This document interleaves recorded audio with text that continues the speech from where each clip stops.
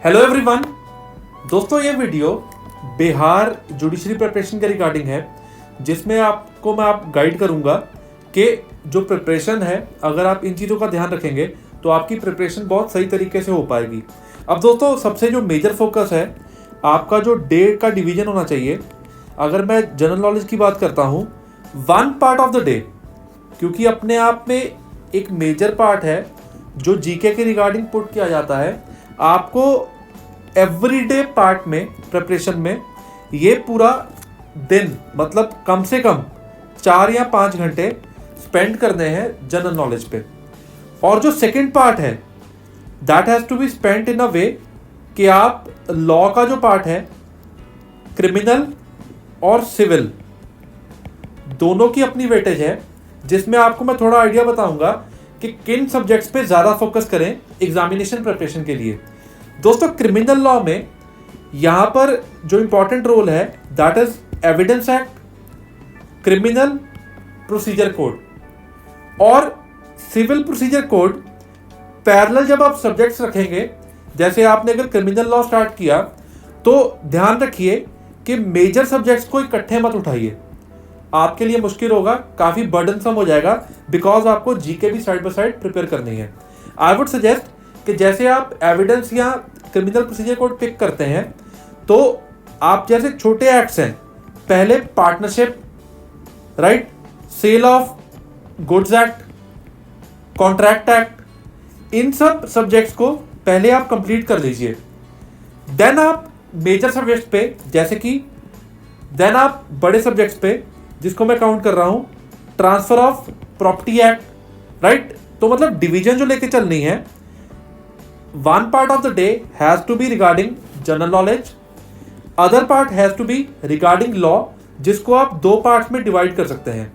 और दोस्तों इन सब में जो मेजर रोल है सब्जेक्ट्स का, जो तकरीबन जिसमें से ज़्यादा क्वेश्चंस पुट किए जाते हैं, मैं कम से कम ये सब्जेक्ट्स पे ज़्यादा फोकस करूँगा। जैसे कि आपको अच्छे से प्रिपेयर करना है ट्रांसफर ऑफ प्रॉपर्टी एक्ट, कम से कम 5 या 6 क्वेश्चंस यहां से पुट किए जाते हैं इस एग्जामिनेशन में। देन जो है रोल ऑफ क्रिमिनल लॉ और एविडेंस एक्ट में, इन दोनों का भी बहुत इंपॉर्टेंट रोल है।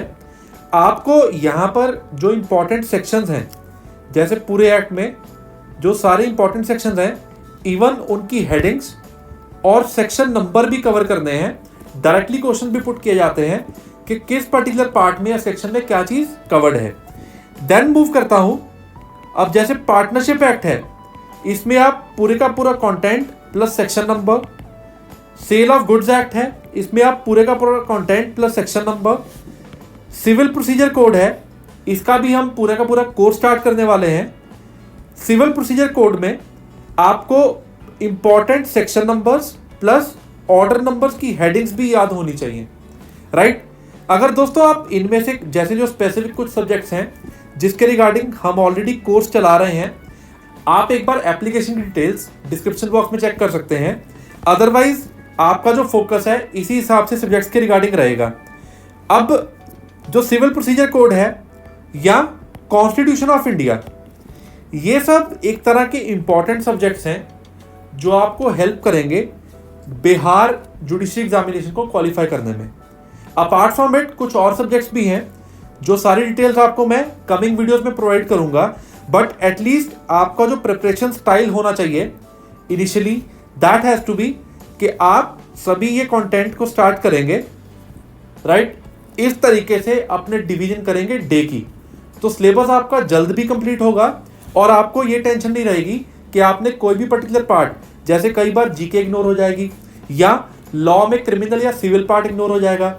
अगर आप इस वे से डिवीजन लेके चलेंगे, it will be beneficial for you to prepare for the examination.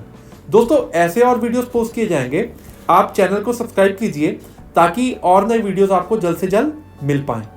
Thanks a lot for watching this video.